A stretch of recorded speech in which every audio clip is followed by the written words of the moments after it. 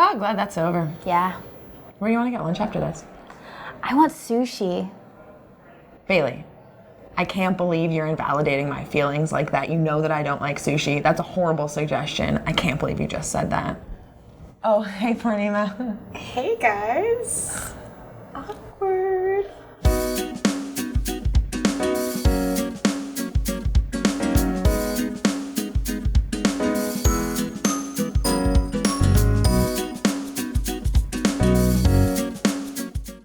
Welcome to the 6th episode of FemgineerTV, brought to you by Pivotal Tracker.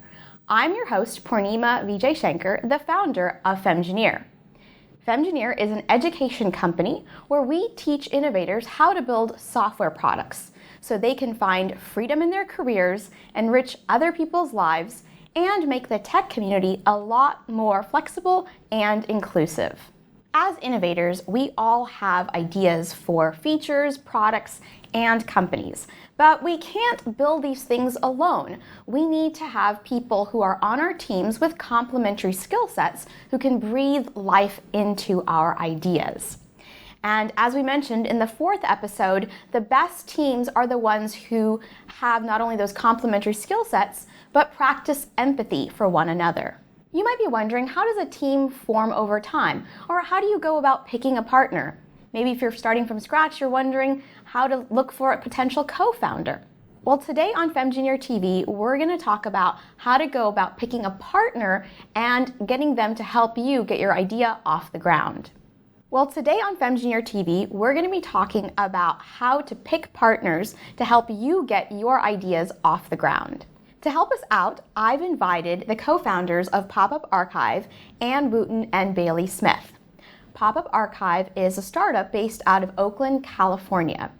They make sound searchable by using cutting-edge speech-to-text technology. Anne is the CEO and Bailey is the CTO. And on today's show, we're going to be talking about how they came together to start Pop-Up Archive and how they split up their responsibilities as co-founders, and of course, most importantly, how they resolve conflict as they continue to build their company. So, hi Anne and Bailey, thanks for joining me today. Hi, Poornima. Thanks for having us. Yeah, of course. So we met about a year ago when you had joined 500 Startups Accelerator Program and I was advising you guys. It's great to see all the progress you've made in the past year. Before we dig into talking about Pop-Up Archive, why don't we just start by talking about your backgrounds and how you two met? Anne, why don't you kick us off? Sure. So Bailey and I met at the Berkeley School of Information about 5 years ago now. We had both dabbled in journalism in our very early careers, but technology was changing everything and turning it on its head. And we both, coming from humanities backgrounds in undergrad, were really inspired to learn more about technology, spend some time deep diving so that we could ultimately combine that with media for the betterment of the industry. Yeah, as part of the application process to the School of Information, I wrote this incredibly sincere essay about how I wanted to, save journalism by helping find better business models. And I thought, data analysis and involving the technology somehow would be the way to do that. And it turned out in our program, there were very few other like-minded people. So when it came thesis time and it was, people were pairing off into small groups, Anne and I had a natural affinity for one another. That's awesome. So that's how you two got to know each other. You paired up as partners to do a project, your thesis project. Yeah, I had worked on the newspaper in elementary school and high school and college and ran a project to digitize my university's paper before I met Bailey. And while in grad school, had come across the Kitchen Sisters, these radio producers who have been on NPR for decades. And they knew that I was kind of interested in digital archives and bringing the history of the news into the present. And so they asked if we could help them build a digital archive for what they had come to call their accidental archive. And so that was the opportunity that Bailey and I decided to to hone in on for our master's thesis, thinking somewhat naively that it would be a walk in the park of writing some lightweight plugins for some pre-existing open source software that in fact did not exist. Got it. All right, so what actually got you inspired to start working on Pop-Up Archive? So the original incarnation of Pop-Up Archive was actually called Pop-Up Radio Archive, and it was this project which, was these few small open source tools that you could use with existing software. And at the end of the project, I think we both realized, there's a bigger opportunity here. There's a much bigger problem than we originally thought. And like Anne said, I think we both really sincerely believed, of course, someone solved this problem already. And as we really delved into it, just realized that there was a solution that we were kind of in a position to provide. And I don't know if we would have kept at it if we hadn't had really strong initial encouragement from the Knight Foundation, and it really, I think, solidified the feeling that someone was behind us and someone really wanted this. And so we kind of just went all in as soon as we got the support from Knight.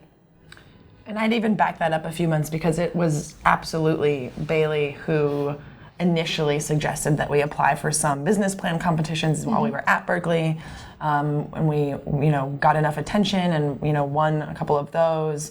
It gave us a little bit of money, and then it was also Bailey who suggested that summer, once we had finished the master's program, we're starting to sort of pursue other work, that we apply for the Knight News Challenge, which is a way that the Knight Foundation funds innovation in journalism.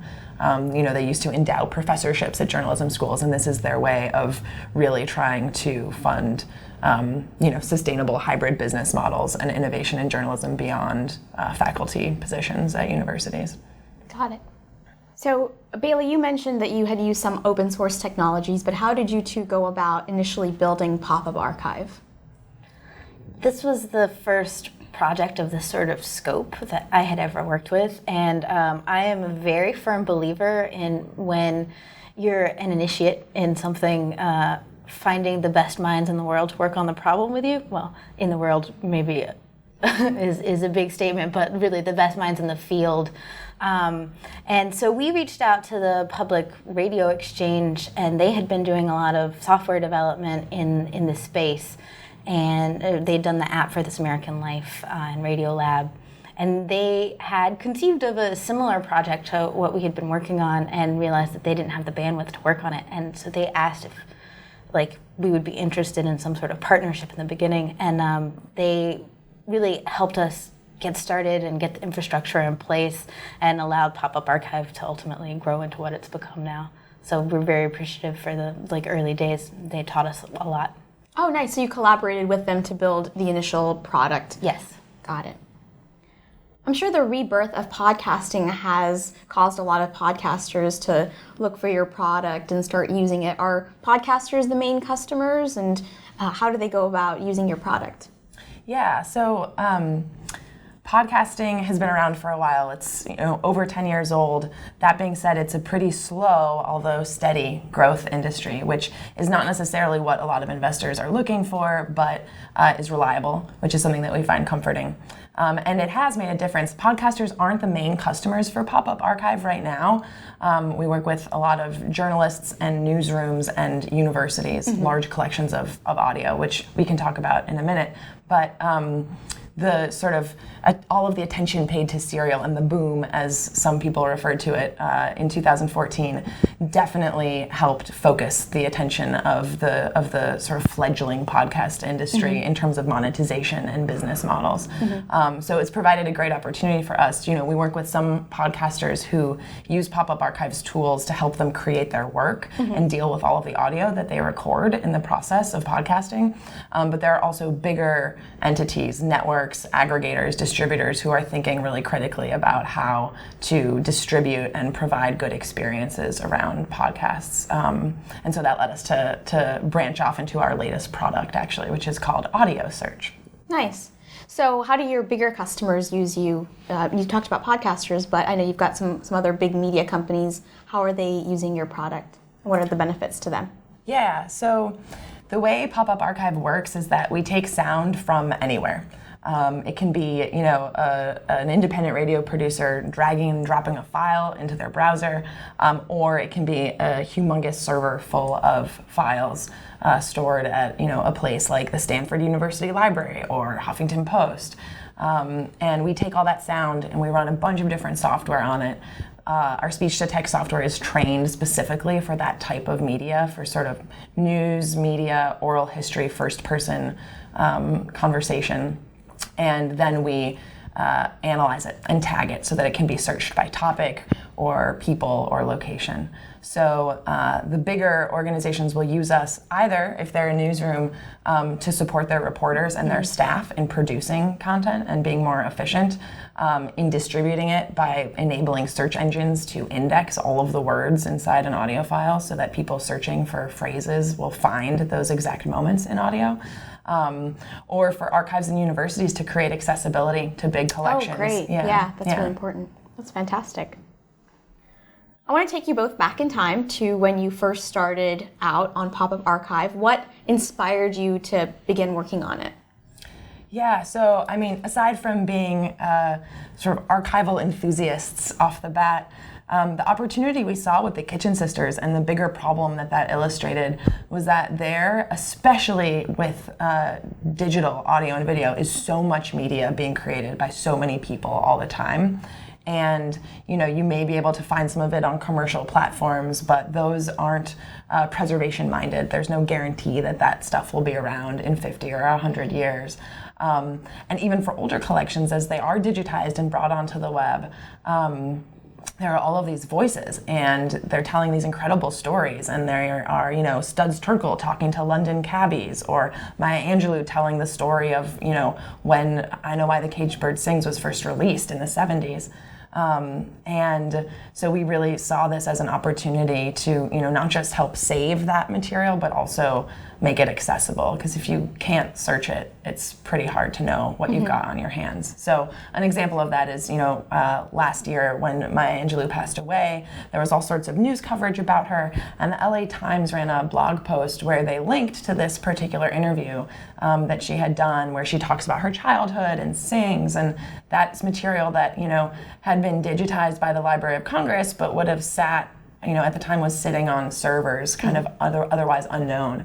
And through Pop-Up Archive, we had, brought it out into the public and made it possible to find through, the typical search mechanisms that we're all used to, typing things into a Google search bar, for example. Yeah, that's great. You're really preserving these voices, and you're also giving them a longer lifespan beyond someone, so that's fantastic. Yeah, imagine not being able, and I'm constantly gushing about the New York Times archive. It's like maybe my favorite thing ever.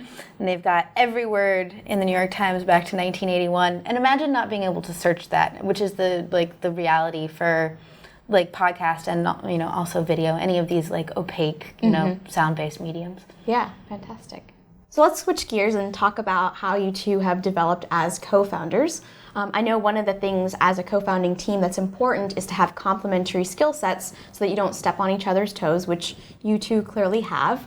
But as you're doing that, you also want to keep each other informed about your decisions. So let's talk about what are each of your areas, and how do you two communicate and talk to each other about the decisions that you're making. Let's start with just in general, what are your areas? Sure. So our responsibilities fall down along, pretty standard CEO, CTO lines. That being said, we're a small company. We're 5 people now, and before this, when it was just the 2 of us, we wore all the hats all the time, as you can imagine. But I spend a lot of time working on business development, sales, strategic partnerships for the company.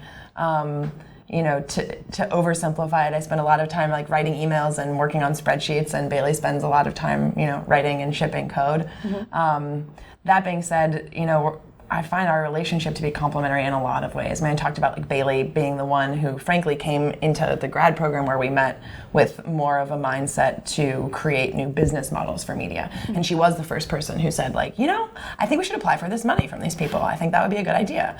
And that's where Bailey is process oriented too, but that's where I come in as sort of the logistics. How are we going to get this done? And everything that entails, and helping push it through to its final existence. I'm the deadline freak, and that's all I see. Yeah, I think we both, Anne definitely does more of the business, the relationship stuff. She's much better at naturally than I am, which is really nice to have that compliment. And I have generally a patience with technology that I think is unique to me, and the Venn diagram where we come together is the product stuff, and I think we really do work on that together. I do design and technology, but when it comes to making product decisions, I feel that's where we meet and talk through everything as a team, not even just the two of us, really with the employees as well.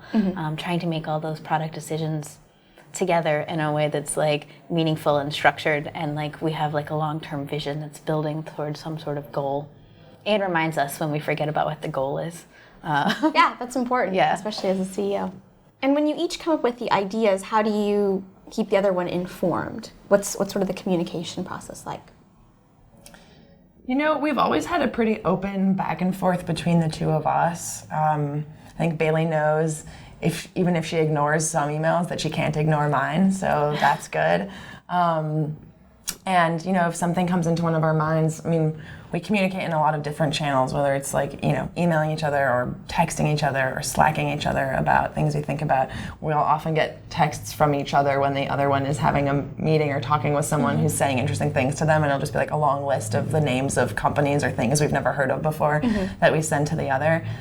We've built more structure into our communication as we brought more people on the team, because they need that framework to operate within, and we could sort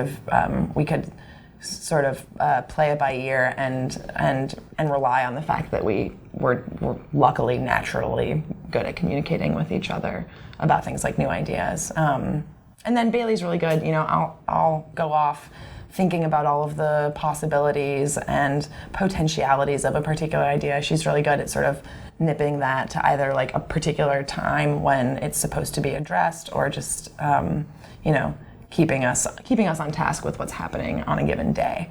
Whereas I, need to be thinking about the big picture and the vision, but there's a place and a time for that when it comes to everybody else's time. Yeah, we have a tendency to make scheduled time for when we're going to have big idea talking time. So Monday and Wednesdays we have hour-long meetings where we get really deep into what we're working on for this particular sprint. And if we need something in addition to that, particularly when it's talking about a feature or a big concept, we'll normally we end up giving everyone a little bit of homework. We recently read something where it was brainstorming is best done solo, and then everyone comes back together and shares their ideas, so you don't group think the ideas into nothingness first. So we've been trying that. Everyone brainstorm about this thing, we'll come back together, we'll talk about it, and it's initial forays into this land, but I'm feeling good about it so far. Nice. Now, I'm sure there's been some times where it's not always kumbaya and brainstorming happily, and you've had some conflicts or disagreements. How have you gone about resolving those conflicts together? So, you mentioned empathy. Yes. And I think that's probably the key for us when it comes to conflict resolution. If we do 360 performance reviews every quarter with our team, but we've been working together for, years now, even before that. And I think we've done founder communication workshops. It's something that we take very seriously. Great. Yeah. And I remember when it was first suggested to us by one of our advisors, we thought we get along really well. And he was like, well, those are the people who benefit the most from this kind of thing. Because I think you can always get better. And that's something that we're pretty aware of. But fundamentally, so that kind of stuff really helps, but fundamentally knowing that when we critique each other or express concerns, it's coming from a place of the best intentions and wanting the best, not only for the company, but for the other person. So, I mean, we're pretty tender with each other, which I think goes a long way when it comes to when times are challenging or when things get tough. Yeah, agreed. The communication workshop is actually like really nice to have someone else like tell you should just talk about this thing, because I wouldn't have willingly, like, I don't know, it's like not natural to me to like want, because I was like, yes, we're doing great, we don't need any help, you know. I don't know, I would recommend like doing that again to someone, particularly if like you don't think you already have that good communication. There were some things that I remember, remember this, they like had us put like an idea in the middle, and we had to like stand where 0 to 7 or something, how much we agreed with it. Oh, interesting. And there were some places where we weren't standing in the same spot. And I was like, I had no idea you felt differently than I did about that. And probably would never have sussed it out. Or even if we did, it would have been eventually and slowly.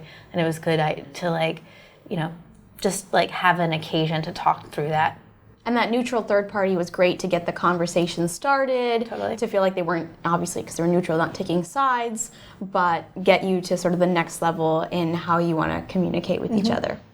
The reason that helps so much is because I think both for our team and for the two of us, communication can be challenging because there are so many emotions inevitably tied up in the ideas and opinions and assumptions that we bring to our work, especially when we love it so much. And so doing something like a founder communication workshop, or one thing we do with our team is focus pretty strictly on, especially as we develop this new product, right, hypotheses and testing those hypotheses. So giving yourself a framework to operate within, a neutral third party, really helps divorce some of the ego from it, and enable you to bring up questions or challenge ideas in a way that isn't immediately, explicitly, or implicitly questioning the validity of someone else's, existence or ideas or, intelligence. So you probably also had some pretty challenging times together. What was the last challenge you had, and how did you both pull through it? The biggest challenge, I think, was our time at 500 Startups. Oh, yeah? I mean, it was an amazing experience, and also really hard work, and like just really trying physically and emotionally.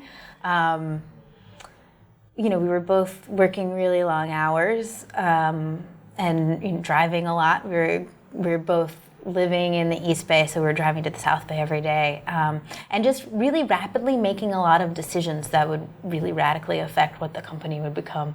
And you're concerned that you're not like doing a good enough job, that you're not doing enough work, that you're making the wrong decisions, like that you just like any insecurity that you have, especially in times of high stress, I feel like it just kind of floats to the top, and like all of those like little ripples are hitting like the pond. And then how did we work through it? I feel like we just worked really hard. Yeah. And then Anne worked really hard in particular, like helping us get a seed round. And I mean, what we really needed at that time was a bigger team. We needed more people helping. And we I think kind of without even realizing that we were doing this, like we're building a foundation for like having those people join us while we were at 500 and we were done. I was just like so ready to have it. It seemed like we just kind of like coasted out of it, and everything just started like working out. Really, like a lot of serendipity, like a lot of really good luck. We hired an engineer, Peter Carmen, not long after we finished at 500, and he was just like the exact right fit and exactly what we needed at that time. Our intern became a full-time employee. Like we needed to like ramp her up to full-time. Like that was all like just really necessary, and it really helped alleviate a lot of the pressure and then like help us really hit the ground running. Nice. Yeah, I think the most challenging moment in all of that was when we were thinking really hard and questioning the business models around the company we were trying to build. Because we had started, like I said, to save all the lost voices. And then we were faced with, and had been faced for a while with these fundamental questions about how you build a company and pay bills and pay employees. And then, depending on your investors, appease your investors too. And we thought about that a lot. I mean, we really were picky about who we took investment from for that reason, because I think the most challenging moment, for example, was questioning, like, should we become an ad tech company for audio? And that, is something that we revisit on a regular basis because we want to keep abreast of the industry and do the things that make the most sense to support audio, which is near and dear to our hearts. But those challenging moments were times where I think we felt fraught, and what we did was go home and sleep on it and tell each other, we're in this together. It's going to be okay no matter what. And also, we need to think really hard and honestly about what we want to be doing when we wake up every day, next month and in 2 years. And that helped, those conversations helped us get through it. There are probably also times where each one of you has faced a personal setback, and maybe losing a customer or an investor, Bailey, a bug in the code base that causes a fire. How do you each communicate your setbacks and help each other through them? That's actually a really hard thing to do well. Yeah. Because I know I sometimes feel like a little like, it's not my fault, it just happened, and I'm trying to think of a good example. I feel like, especially in the week-long sprints, like one little thing can really just throw off everything that you had planned to do. Particularly, I feel like this most often happens when a customer needs something and they need it right away, and we had planned very carefully to do a few other things that week, and that really throws it off schedule. We've gotten, I think, better at communicating about, this is the reason, this is pushed, and it's a completely legitimate reason. We've also started carefully ranking the priorities on the tickets that we have. We right now I've just got them at high, medium, low. But if something needs to get pushed, I know exactly what it is within the milestone. So that's been helpful. I don't know about from the customer side. Yeah, I think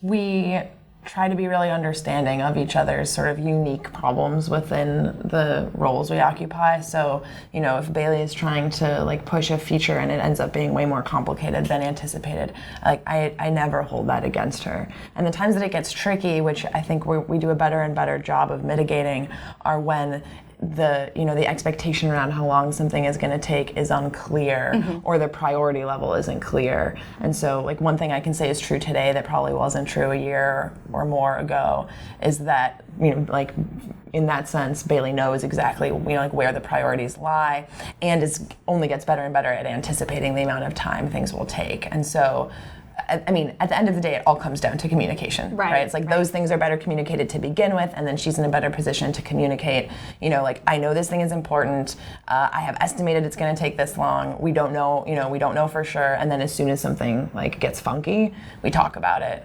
And on the customer side, it's kind of the same thing. We've been in enough of a product discovery phase for almost our entire existence, because even as Pop-Up Archive matures, now we're developing and doing product discovery for this other podcast, search and discovery intelligence engine. So, it's not like we have sales quotas each quarter that are reliably established and a specific growth rate that we're looking for. We're still in early days in regard to that, but understanding. I think we set goals when we were at 500 to do a pilot and secure a certain number of contracts and bring in a certain amount of revenue. And to be fair, that went really well. But when one or two of those didn't work out, it was I think like Bailey said, my instinct also can be not to say it's not my fault, but to say this bad thing happened, and now I'm going to tweak out on all of the different ways that I can compensate for it, and that maybe that person will end up coming around, and that maybe I messed up in my communication with them. And so in those moments, just to have somebody on the other end that's like, hey, you did your best, it's okay. Like let's look forward. What happens next is critical. Right. So yeah, being there for each other through those setbacks rather than like, it's all your fault. Yeah. Yeah. I think that's important. Yeah, we're hard enough on ourselves as it is. I mean, we have pretty high standards for ourselves, so. Yeah, that's another, you know when you work with someone that has incredibly high standards for themselves, I don't know. Yeah, they're Don't already need to be beating told I themselves fucked up. up, yeah. Yeah, they're already beating themselves up. You don't need to like throw a punch in addition to that. Yeah, exactly. That's great. Right. No, it's good to recognize that. So what do you think that in the years that you've worked together at Berkeley and now at Pop-Up Archive, what have you learned from each other? Just one thing that you've learned from each other. I'm sure there's many.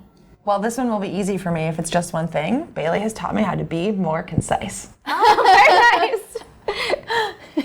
Yeah, Anne has taught me how to be more communicative, actually. That all comes from you. Oh, wow. Great. So you both improved in your communication skills. Yeah. I'll take this moment to also mention that when we did our first team offsite, when we had grown to 5 people, and we all did Myers-Briggs tests together as a little like get to know you and like what are our personality types exercise, we then mapped them using an app, incidentally, that one of our developers had built as a project, I think when he was at General Assembly, maybe before, and or after. And we learned that Bailey and my Myers-Briggs types are exact inverses and complements to each other. Oh, that's great. So yeah, I mean, I think we teach each other a lot. Mm-hmm. Yeah, because I'm INTP and you are ESFJ. So yeah, we're opposites, and we're also super complementary in a lot of ways. Which, I mean, on that front, we're lucky. Like, we're lucky that we were in the same 40-person grad program and found each other for sure. I can't discredit that. So it's great that you're doing these offsites and getting the team together and understanding people's personalities, and it seems like your team has grown over the past year. How have you thought about making those initial hires? So Bailey touched on this a little bit already. I mean, running a company with 2 people gets impossible pretty quickly. And we benefited from having been in grad school and then having the Knight Foundation grant, really, to take some time organizing ourselves and our thoughts around all of this. So it was really obvious to us what we needed as we went to hire those first people. We needed, I mean, Bailey is an incredible thinker when it comes to leading the technical side of the company and coming up with ideas and directions that we need to go in, but we needed a lead engineer to help with everything from sysadmin to upgrades to scaling our platform. And then similarly, after a few months of taking turns loading the tweet deck on our Saturdays off, it was pretty obvious that those types of sort of community management, social media, and customer support, which we sunk so much time on when it was just the 2 of us, we needed help with. So filling those roles was a pretty obvious need for us early on. And like Bailey also mentioned, the intern who had come to us, in large part because of the culture and the brand that we've built for Pop-Up Archive. And it's something that I know attracted some of our investors to us above and before others, is that people really like working with us, and I think can tell that we care, because that's true, we do. And so being able to attract team members based on that, right? Like, it's hiring someone isn't as easy as having a checklist and checking off the boxes one by one. It's a much longer term job, and building the company that people actually want to work at, who you want to work with too, is big work. But I think that's almost come as second nature to us because of the nature of who we are and how we started doing this. So our lead engineer left American Public Media to come and take a total gamble on us, but 1 year in, it's like everything is looking good. And same thing with the intern, who even first proposed that she work for us as a volunteer because she didn't want to scare us off by asking if she could intern, is now our full-time person who does a little bit of everything, and is, we couldn't do it without her. As soon as we realized that, we started paying her, honestly. But now she's full-time, and And she also manages Popcast, our mini podcast episodes, using archival audio from our partners and customers. So she's a burgeoning producer too. It's amazing. Now, how do you each interact with your teammates? Is there some sort of division? Do you all sort of collaborate as a family? How does that work? There's a lot of family collaboration, and we have time set aside. So one of our technical members is remote. He's in Kansas City, so that's like pretty far away. So we have special time set away for I like you called it family for family check-in. I'm gonna put that on the calendar that way from now on, and then other time set away for technical check-in, just like the deep dive stuff that you don't want like everyone to have to like listen and spend time on. And I'm constantly actually looking for new ways to do this, especially with a remote employee. And it's the one thing that we like talk about all the time, and have like joked about, like this is like why it's great to have women like led companies. Like we like seriously talk about communication all the time. I hope that's healthy. I think that it is. I think they appreciate it, and like there's no there's nothing worse than that lingering, festering resentment that grows into something greater. Yeah. So yeah, trying to make it so that we all have like a really super easy way to communicate has been great. Slack has been helpful.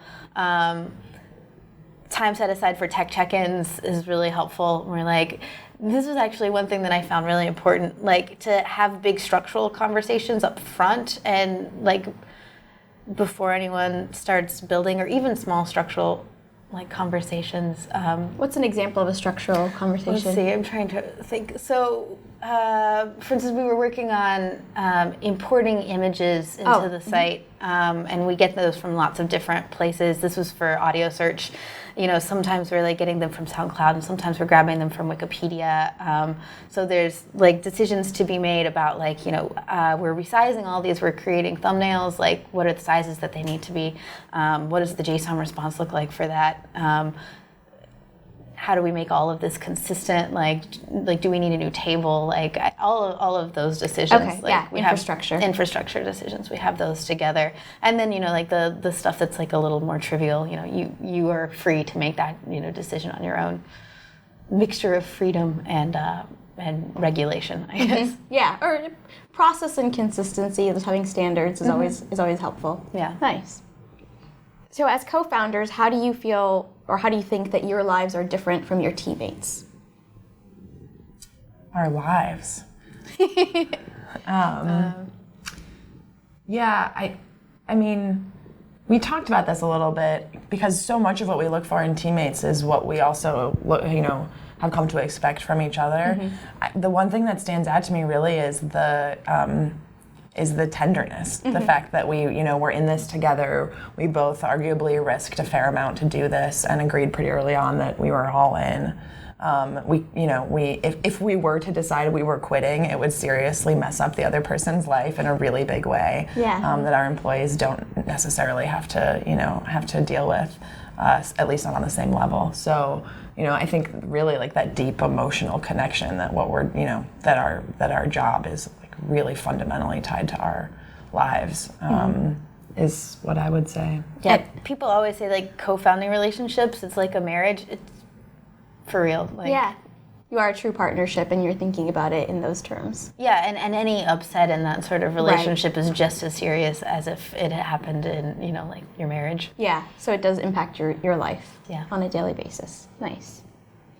Okay, last question for you both. I know we've talked about you really view this as a partnership.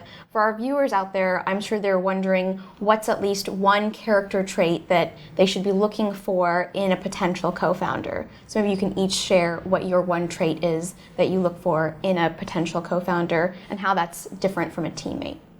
Why don't we start with you, Anne? Sure. So we've talked about, tenderness and love, which I would stand behind. And the other trait would be a willingness to challenge the other, and to get into the weeds on a level that you never fully can with someone who's your employee, because you're coming from slightly different positions, and that can be a pretty murky place, but it's an important one.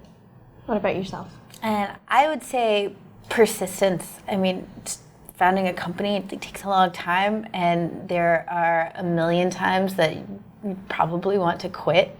So someone that gets up every morning and recommits to the whole endeavor, that's super important. Yeah, I like that a lot. Those are great traits. So persistence and being persistently challenging. Very nice. So anything else you'd like to share with our viewers today? Sure. We've talked a lot about pop-up archive. We mentioned audio search. That's our newest project. It is a full text search and discovery engine for podcasts. So we've collected a lot of data about podcasts in one place. We're building intelligence around it. So you can search podcasts by people, topic, find related shows, and what people are talking about on the internet. Yes. And you can go to audio search and check out the tools. And if you go to developer.audiosearch, you can play around with our API. Nice. Wonderful. Thanks for sharing that. Yeah. So just to quickly recap, we've covered a lot around co-founders and how to solidify the partnership, but it basically all boils down to communication. And we've talked about how it's not enough to just talk to each other. You really want to have a framework for how you communicate, and sometimes you need to have a neutral third party to facilitate that conversation. And so what that looks like is you start by maybe talking about things that you have a difference of opinions on. The second is that you start to understand where the other person's coming from through using empathy. And then the third is also incorporating your teammates and communicating with them as well. So thanks again to our guests, co-founders, Pop-Up Archive, Anne and Bailey, for joining us today. Thanks, Poornima. Yeah, Thank you. You're welcome. And of course to you, our viewers, for tuning in today, and to our sponsor, Pivotal Tracker, for helping us produce this episode of FemgineerTV. And if you've enjoyed this episode of FemgineerTV, then please share it with your friends, your teammates, and your boss. And let us know in the blog comments below what you enjoyed about this episode. Subscribe to Femgineer's YouTube channel to receive the next episode, where I'll be hosting our special guest, Polly Ting, who's a product designer. Thanks for tuning in today, and I'm looking forward to reading your blog comments.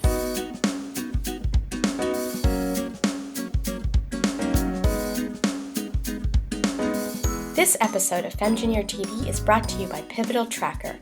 Build better software faster.